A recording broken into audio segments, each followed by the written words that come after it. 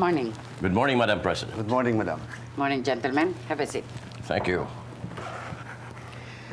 Kung ano man ang pag-uusapan natin dito ay walang makakalabas sa kwartong ito, nakakaintindihan ba tayo? Yes, po. Good. Next week, magpapatawag ako ng party convention at ang buong partido ay pipili kung sino sa inyong tatlo ang magiging karapat-dapat maging kandidato ng ating samahan. Madam President, tatlo? Oo. Hinihintay pa natin ang pangatlong most likely choice, strongly endorsed by some of our party mates. So it's going to be a three-way fight. May the best man win, Mr. Loxane.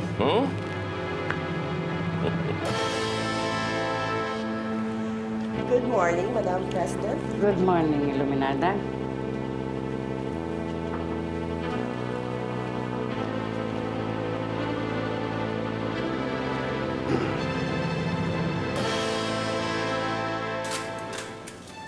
Ma'am, what made you decide to run for president? Well, let me put it this way. Hindi ko talaga gustong tumakbo bilang presidente. The people are clamoring that I run for the presidency.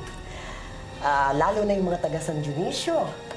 Mas higit ko raw naintindihan ang mga pangangailangan nila. So I just want to do this for them. I'll offer sincerity, which most of the presidential roles don't have. How did Senator Montemayor react to this? Well, Leandro always welcomes a good fight. So everything will just be as exciting as it is now. We'll see in the coming days.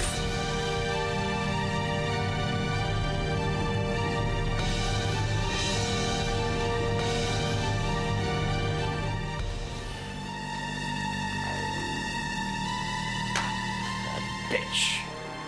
Kaya pala pa na yung punta sa San Dionisio. Dahil gusto pa akong hatian sa baluarte ko. Pues, hindi niya makukuha ang San Dionisio. Amanda, why didn't you tell me all about this? Dad, wala naman nababanggit si Presidente na si Tita Iluminada ang third choice niya. Lagi lang niya sinasabi na tatlo kayong pinapaboran niya. Nagulat na lang ako when she showed up in the meeting. Jesus Christ, Amanda. Kaya ka nga andyan para magsilbing mata at tainga ko para sa mga nangyari sa Malacanang. Dapat alam mo yan. Asturias. Yes, sir. Agahan mo yung schedule ko papunta sa San Dionisio. Gusto ko makausap ang mga barangay captain at mga mayor doon. I want to find out once and for all if I still have their support. I'll attend to that, Senator Asa. And Elaine, dapat palagi mong samahan si Daddy, lalo na pag may kaharap siyang mga tao. Dapat nandyan ka para sumalo sa kanya kapag sumumpong sakit niya. Don't worry, Rosa Camila, I'll do that. You sound like a real PR pro. I have to catch up. And besides, it's all for Dad. Thank you.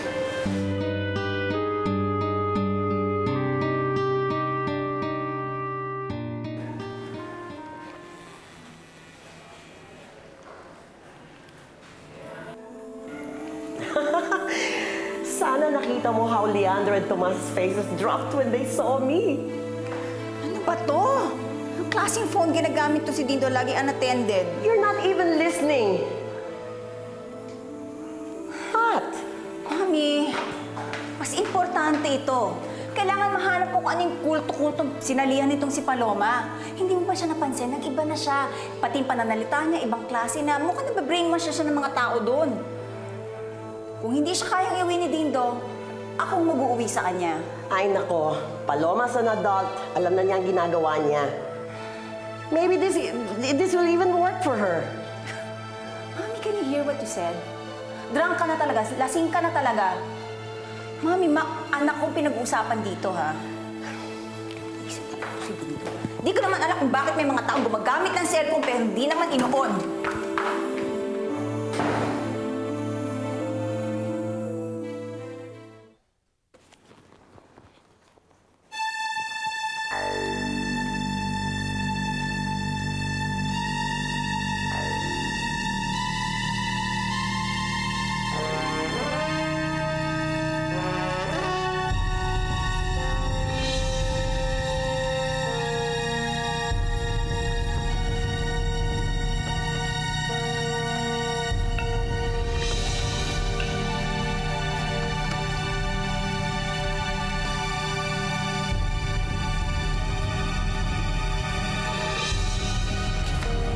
Alam ko kung saan mo kinukuha ang perang yan.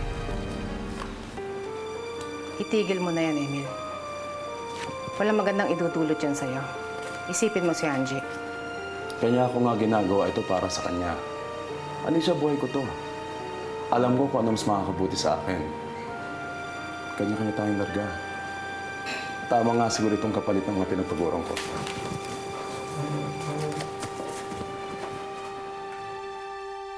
Kung mawawala ka, di na kung mawawala ka, di na Maraming pinagpipilian pero ikaw yung nirekomenda ng ahensya nyo.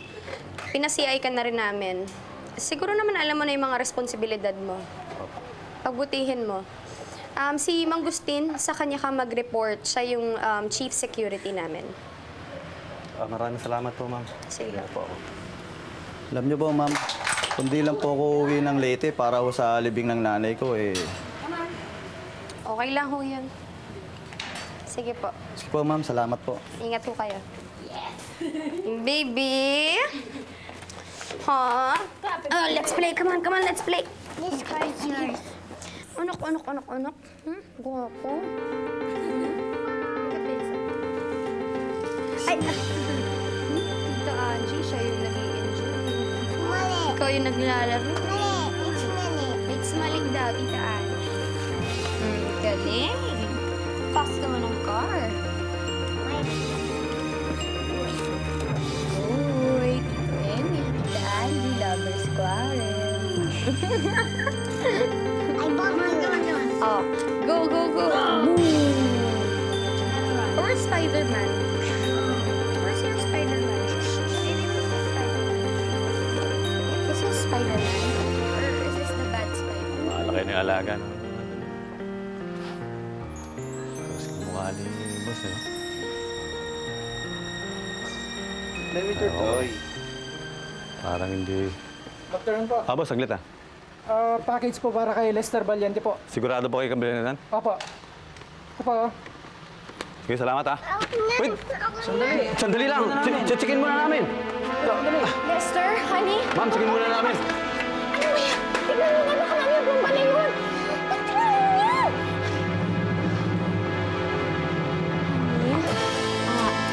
Look at Mama, ha? Next time, kapag may mga box na hindi mo alam kung sino yung nagpapadala, huwag mo yung open, ha? Nabigyan mo agad ka ng manong, ha? Ha? Next time, ayos pa yun. Okay, get your toy. Get your toy.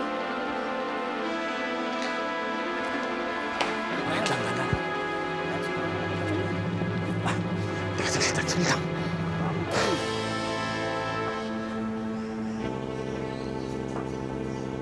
O ano? Ito ma'am, bubuksan na po namin.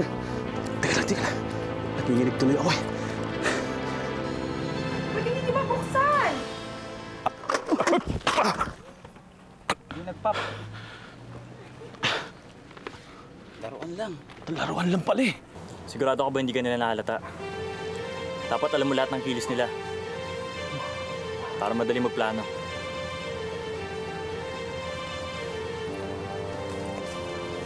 Oh, paunang bayad dyan. Pag pulido ang trabaho, may bonus ka pa. Sige na, pamakita ka. Hindi ba niyo namumukhaan yung nagdala? Hindi po, ma'am. Ultimatum ko na to eh. Pwede ba susunod huwag yun ang ulitin yun? Pareho na kayo masisisante, maliwanag ba? Opo, sir. At kung mukhang suspicious looking naman, checkin nyo na agad. Eh, buhay na anak ko yung nakataya dito eh. SOP na yun, di ba?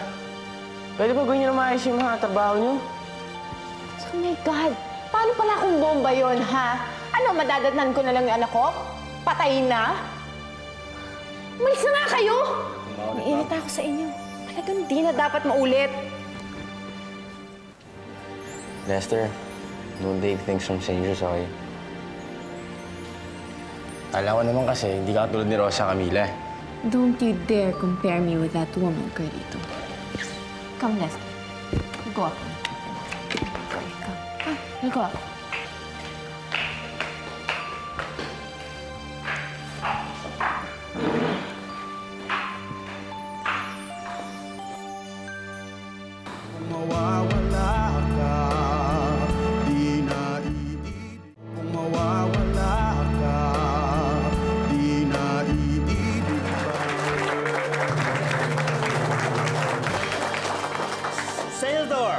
these years, you still look the same. Strong man as ever, huh? Well, thank you, Mayor Reynosa. And you have our town support, huh? I hope. Yeah. Siguro naman, hindi nyo nakakalimutan ng mga nagawa ko dito sa San Dionisio. Especially your town, Mayor Reynosa. Yes, we do. Napaganda ko ang Ponte Verde. Yes. Thank you. Yes, yes. Okay. Siya nga pala, nakausap ko si Secretary Rosales na bigyan niya ng priority ang expansion ng Ponte Verde National Highway. Dapat sementohin niya lahat yun. Yeah.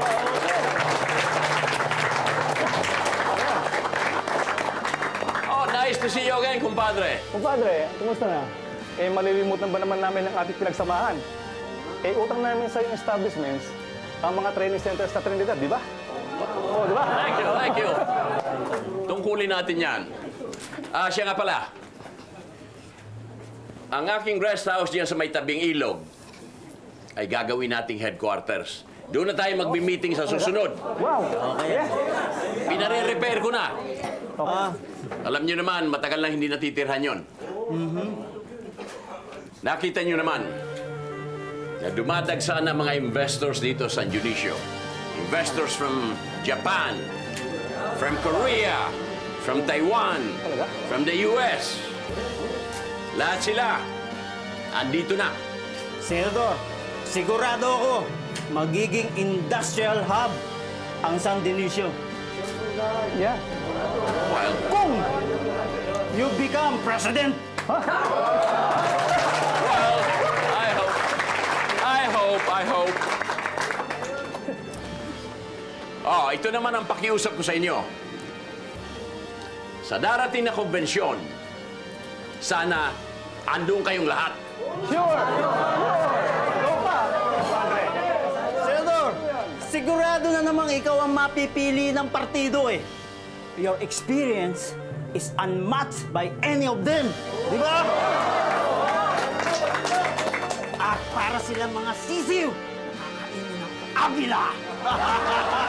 Cheers to that!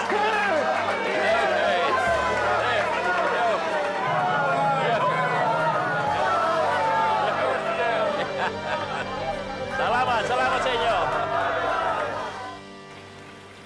Sinasabi ko na nga ba't bluff lang yung plano ni Leandro na lumayo. Alam ko naman hindi niya kayang talikuran ng pangarap niya para sa Aliciang yun eh. Mini-meeting na raw niya yung mga leaders sa San Dionisio.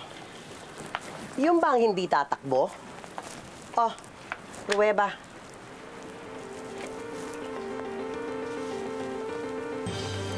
So, ihahabla mo na sila, Mami? Ay, naku, kung hindi lang ako natatakot na makulong ulit si Alberto, matagal ko nang ginawa yun.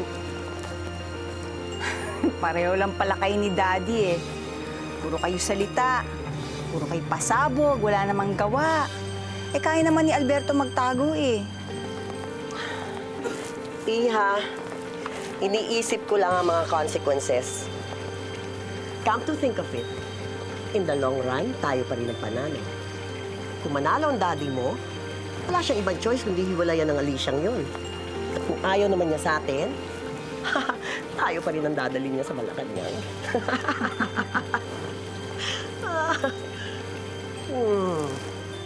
I love this life.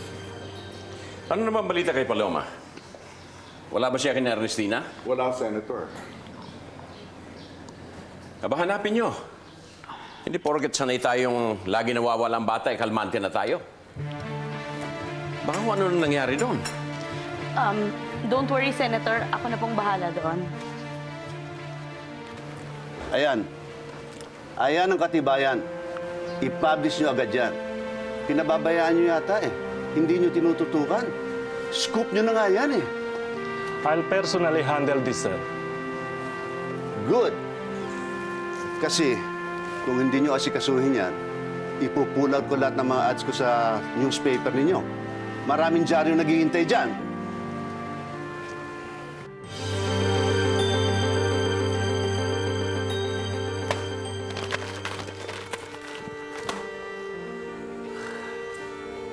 Talaga hindi tumitigil ang loksi na yan. Paano niya nakuha ang medical records ko, that asshole? Madali naman i-counter yung accusations na yan. We can ask the doctor for a clean exam. Hindi na, Alicia. If he wants a game, I'll give it to him. May alas pa rin akong panlabay sa kanya. Siya na rin ang gumawa ng sarili niyang patibong.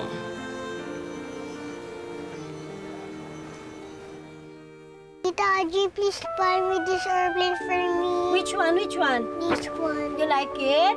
Opo. You like this toy? Opo. Oh, we'll wait for Mommy, ha? You like this? Hindi, ako nga. You like this? Opo. I get it na. I pay for it. Ikaw dito. Tita Angie, ako naman po yung nagbalik sa kanya. Come on. Go pay for it first. Carlito? Mommy, Daddy Carlitos, can you buy this for me? No, baby. I'll pay for it. Hindi, sige. Ako na. Hindi. Kaya kong bilhan ng laruan ng anak ko. Excuse me.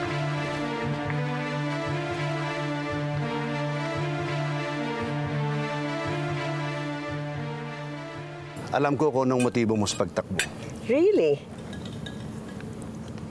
Revenge. Para kay Leandro at Alicia. But don't you think we'll be killing the lion if we're together? Why don't we join forces? Pera mo, pera ko, pagsamahin natin para sa pagbaksak ni Leandro Montaleo.